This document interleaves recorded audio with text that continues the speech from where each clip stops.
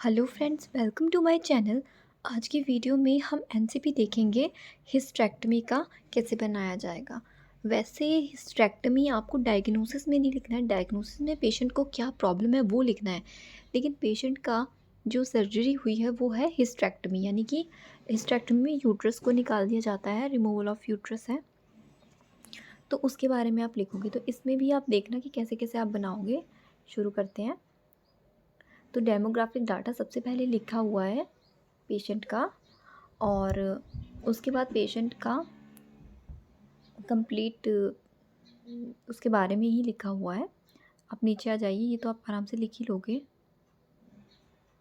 तो हम नीचे चलते हैं।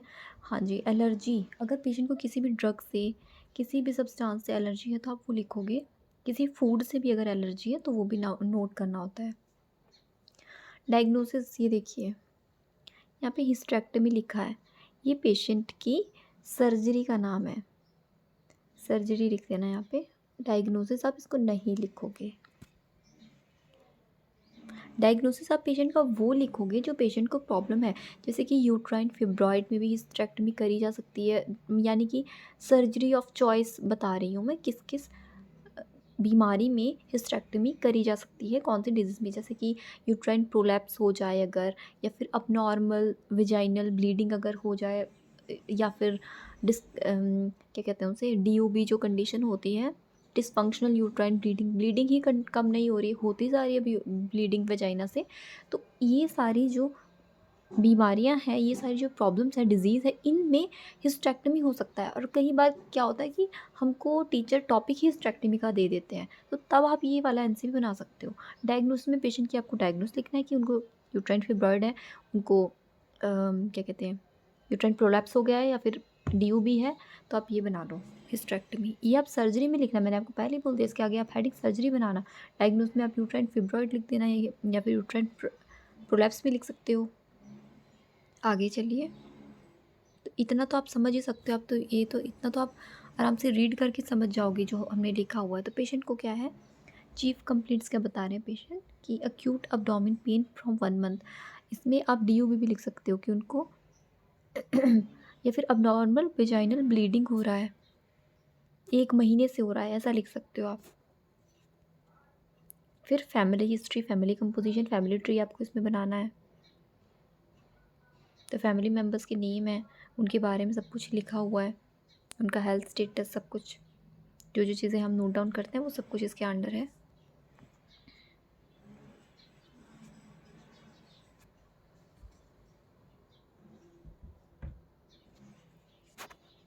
ये फैमिली ट्री बना दिया गया है। ये कीज़ रिप्रेजेंट किए कि की में पेशेंट कौन सा है, मेल फीमेल। फिर मेडिकल हिस्ट्री आ गया। ओके, पेशेंट की मेडिकल हिस्ट्री, फिर उनकी पास्ट मेडिकल हिस्ट्री। तो यहाँ पे पेशेंट को जो मेडिकली प्रेजेंट में प्रॉब्लम है, अबनॉर्मल वेजाइनल ब्लीडिंग है, एब्डोमेन पेन है, तो वो आपको लिखना है। पास्ट में ऐसी कोई प्रॉब्लम उनको रही है तो आपको वो भी बता देना है कि पेशेंट को पास्ट में ये सर्जरी हुई है, या ये उनको अस्थमा की प्रॉब्लम है, उनकी फैमिली में कोई प्रॉब्लम है, मतलब पास्ट में मेडिकली कुछ भी उनको ट्रीटमेंट उन्होंने किसी भी डिजीज़ का लिया हुआ है तो आपको लिख लेना है। सर्जिकल हिस्ट्री बताना है।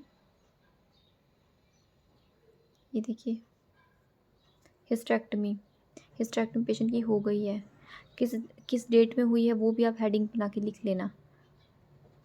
आप इसमें और क्या ऐड करोगे वो मैं आपको साथ साथ बता रही हूँ, इसलिए आप उसको भी नोट करते रहना, मैं आपको बता रही हूँ।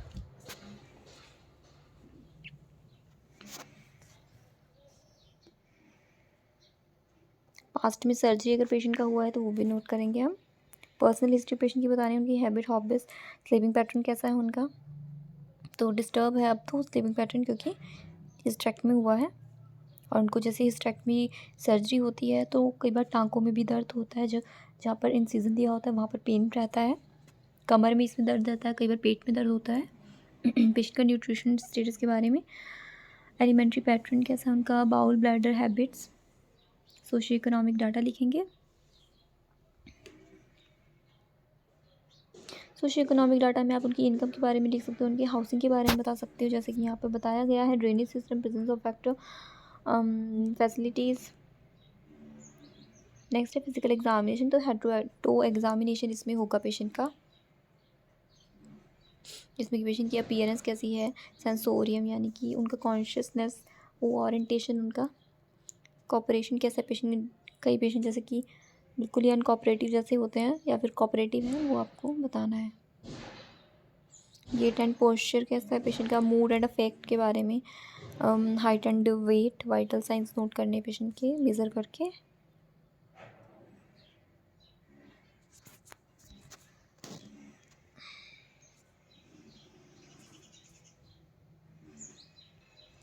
नेक्स्ट है स्किन कंडीशन, तो colour, texture, lesion. Then hair and face, तो उसमें हेयर कलर कैसा है, स्कैल्प, स्कैल्प यानी कि जैसे कि डैंड्रफ वगैरह अगर प्रेजेंट है तो वो भी नोट कर सकते हो, कोई लीजन है अगर स्कैल्प पे, या ड्राइनेस है। शेप कैसा है, कोई एडिमा तो नहीं है। आइज़ के बारे में, eyelashes, eyelid, eyebrows,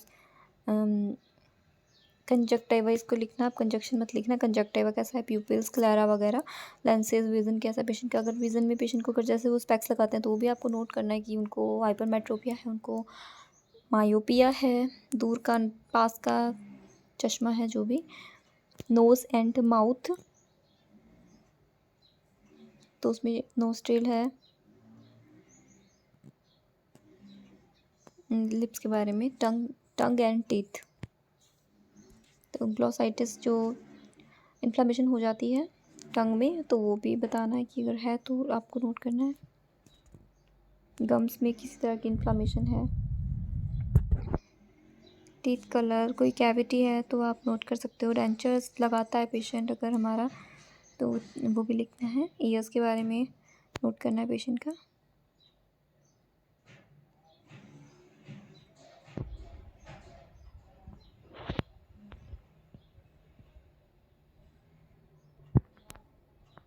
इसके बाद है नेक। तो 1 बाय 1 करके फिजिकल एग्जामिनेशन में हम सारे पॉइंट इसमें ऐड करेंगे। फिजिकली कंप्लीट पेशेंट को चेक करना है।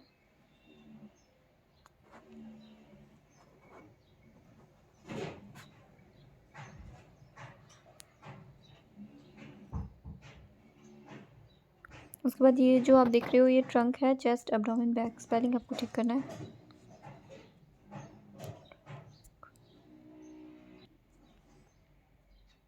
इसमें हमने बैक लिखे, बैक के बारे में सबसे पहले लिखा है। उसके बाद चेस्ट के बारे में, एंटीरियर थोरैक्स एंड लंग्स, तो वो सब आपको ब्रीथिंग उनका चेक करना है। ऑस्कल्टेशन से ये सब चेक किया जाएगा। बाकी इंस्पेक्शन से आप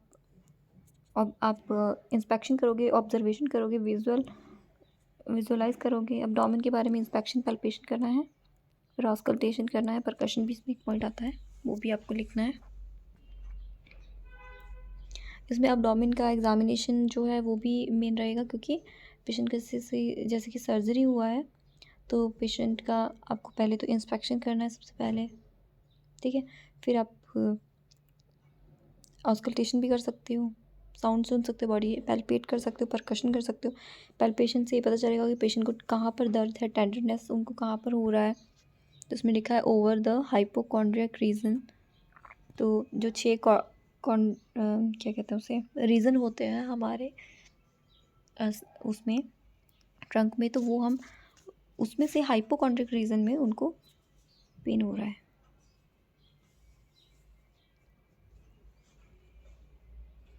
फिर ऑस्कल्टेशन है नेक्स्ट। अब यहाँ पे आ गया एक्सट्रीमिटीज एंड रिफ्लेक्सेस।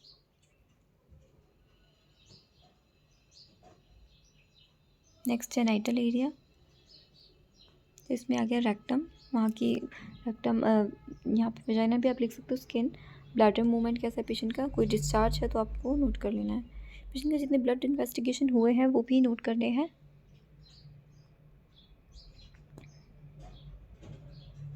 जितने भी ब्लड इन्वेस्टिगेशन होते हैं ये आपको पेशेंट की जो फाइल होती है वहाँ से आपको मिल जाते हैं। साथ ही अगर कोई भी रेडियोलॉजी का इन्वेस्टिगेशन उनका हुआ है, एक्सरे हुआ है, अल्ट्रासाउंड हुआ है, तो वो भी आपको नोट कर लेना है। कि ऐसे आप लिख सकते हो कि x-ray and ultrasound abdomen of the patient, इसमें लिख सकते हो आप। डन ऑफ द पेशेंट, जो मेडिकेशंस पेशेंट को दी जा रही हैं उनके बारे में आपको लिखना है। इसमें इंजेक्शन दिए जा रहे हैं उनको, टैक्सिम है, जेंटामाइसिन है, रेंटेक है,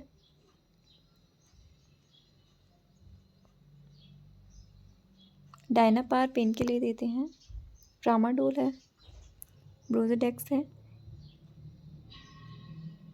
और मेट्रोजिल है। फ्रेंड्स, रेंटेक एक हिस्टामिन है एंड हिस्टामिन 2 ब्लॉकर है। ये कैसे लिखूं, सॉरी, हिस्टामाइन 2 ब्लॉकर है ये, 2 ब्लॉकर, तो आप इसको लिख लेना, हिस्टामिन 2 ब्लॉकर है रेंटेडिन। रेंटेक जो होती है, प्रोटोन पंप इनहिबिटर जो होता है वो है आपका पेंटाप्राजोल, रिबेप्राजोल, इसोमेप्राजोल, ये पीपीआई में आते हैं। रेंटेक भी हमारा जो स्टमक का एसिड होता है उसको कम करने के लिए दिया जाता है, HCl को। जब वो एक्सेस में हो जाता है तो उसको कम करने के लिए दोनों काम में आते हैं, बट ये हिस्टामिन 2 ब्लॉकर होता है।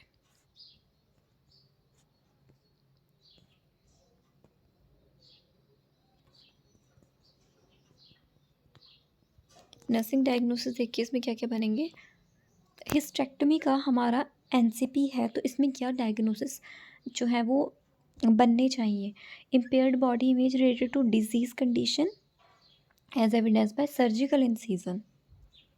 नेक्स्ट है impaired urinary elimination related to surgical manipulation, mechanical trauma. Deficient knowledge का एक हो गया, लो सेल्फ एस्टीम का हो गया, फियर एंग्जाइटी बना दिया एक आपने, ठीक है। जैसे कि सर्जरी होती है तो उससे पहले फियर एंग्जाइटी भी होगा, हाइपरथर्मिया होगा related to disease condition.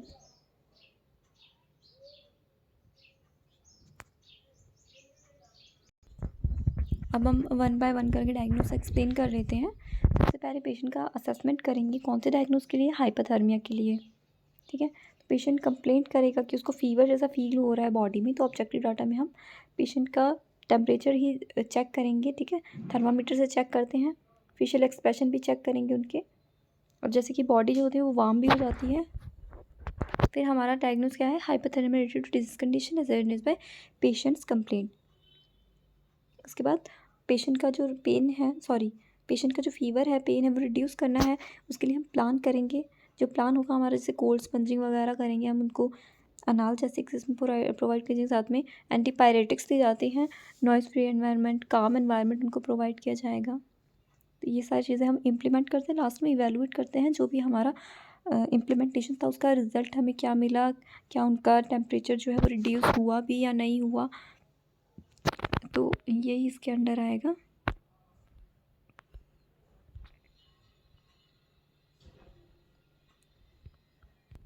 Next diagnose है हमारा इम्पेयर्ड बॉडी इमेज का, जो कि लिखा है कि related to disease condition as evidence by surgical procedure.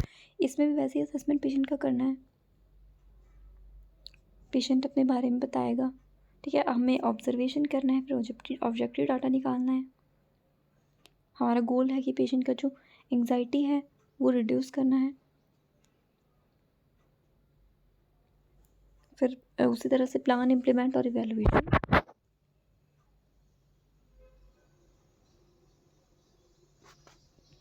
तो ये चीज़ आप समझ गए होंगे। अब हमारा नेक्स्ट डायग्नोस देख लेते हैं। नॉलेज डेफिसिट का डायग्नोस है। नॉलेज डेफिसिट सबसे इजी होता है डायग्नोस, ये आप अपने आप बना सकते हो। सब्जेक्टिव डाटा में पेशेंट का यही रहेगा कि नॉलेज नहीं है, क्या है, क्या सर्जरी है, क्या डिजीज़ है, मुझे नहीं पता। ऑब्जेक्टिव डाटा में आपने देखा कि नहीं पता, पेशेंट को क्वेश्चंस किए, उनसे डायग्नोस बना दिया, है ना। डेफिसिट नॉलेज का कुछ नहीं पता पेशेंट को। गोल है कि उनका अंडरस्टैंडिंग इम्प्रूव करना है, उनका जो नॉलेज है वो इम्प्रूव करना है। उन्हें पता होना चाहिए कि उन्हें क्या प्रॉब्लम है, क्या इसकी ट्रीटमेंट है। प्लान करेंगे, प्लान में उनको हेल्थ एजुकेशन देंगे, जितने भी क्वेरीज़ हैं वो क्लियर करेंगे, डाउट्स उनके क्लियर करेंगे, किसी भी झूठ में उनको नहीं रखेंगे, सब कुछ क्लियर सच बताएंगे उनको, ठीक है। ये हमारा प्लान है कि सब कुछ क्लियर करना है, सब कुछ बताना है पेशेंट को। हिस्टेरेक्टमी में कैसे प्रोसीजर होता है, क्या होता है, क्या इसकी कॉम्प्लिकेशंस हैं और क्यों आपको करवानी चाहिए, सब कुछ हम उनको एक्सप्लेन करेंगे, किसमें प्लान करके फिर इम्प्लीमेंट कर देंगे उसे। यानी हमने पहले सोचा कि हम ये सब कुछ करेंगे, उसके बाद पेशेंट को हेल्थ एजुकेशन दे दी, उनके डाउट्स उन्होंने पूछे तो हमने क्लियर कर दिए, ये सब इसमें ही आएगा। यहाँ से आप नोट कर सकते हो, आप समझ सकते हो, अपने आप भी बना सकते हो, अपनी लैंग्वेज में लिखना चाहते हो आप वो उस तरह से लिख सकते हो आप। और लास्ट में इवैल्यूएशन, ठीक है, इवैल्यूएशन भी आप समझते हो। अभी देखिए नेक्स्ट क्या है, हेल्थ एजुकेशन। तो पेशेंट को पर्सनल केयर के बारे में बताएंगे, पर्सनल हाइजीन के बारे में बताएंगे, और सिट्स बात के बारे में बताएंगे, क्योंकि जैसे हिस्टेक्टमी हुआ है तो जो जो नेसेसरी चीज़ें हैं, जो जो बातें पेशेंट को पता होना चाहिए वो हम गाइड करेंगे कि आफ्टर सर्जरी उन्हें कैसे अपना ध्यान रखना है। हैवी लिफ्टिंग अवॉइड करने के लिए कहेंगे पेशेंट को 6 मंथ के लिए, क्योंकि अगर वो लिफ्टिंग करेंगे तो क्या हो सकता है, खिंच सकता है पेट, दर्द हो सकता है उनको और ज़्यादा दर्द हो जाए, कंडीशन और सीवियर हो जाए, इसलिए मना करेंगे। ज़्यादा बैठना भी नहीं है, खड़ा भी नहीं रहना, ज़्यादा चलना भी नहीं है, रेस्ट भी इसमें ज़रूरी रहेगा। बाकी उनको कुछ एक्सरसाइज होती हैं जो वो बताएंगे, डॉक्टर बता देंगे। डाइट के बारे में बताना है, न्यूट्रिशियस डाइट लेनी है, हेल्दी डाइट लेनी है, फाइबर होना चाहिए उसमें, और ओरल इनटेक अच्छे से करना है वाटर का। तो ये था आपका हिस्टेक्टमी का एनसीपी। और ये आपको समझना है कि हिस्टेक्टमी का एनसीपी आपको बनाने को कोई भी बोल सकता है, लेकिन आपको डायग्नोसिस पेशेंट का आपका क्या होगा वो भी आपको ध्यान में रखना है कि यूट्राइन फिब्रॉइड भी हो सकता है, उनको यूट्राइन प्रोलैप्स भी हो सकता है। यूट्राइन प्रोलैप्स का एनसीपी मैंने पहले ही हमारे चैनल पे काफ़ी पहले बनाया है, बल्कि जब चैनल नया शुरू ही किया होगा तब मैंने अपलोड किया है वो। तो वो आप लोग अगर यूट्राइन फिब्रॉइड का बनाना चाहते हो तो वो भी आप बना सकते हो, वरना मैं डिस्क्रिप्शन में भी उसका लिंक दे दूँगी यूट्राइन फिब्रॉइड के एनसीपी का, या फिर शायद केस स्टडी बनाई है, मुझे याद नहीं है मैंने क्या वीडियो बनाई थी, तो उसका लिंक मैं डिस्क्रिप्शन में आपको दे दूँगी, वहाँ से आप बना लेना। Thank you friends.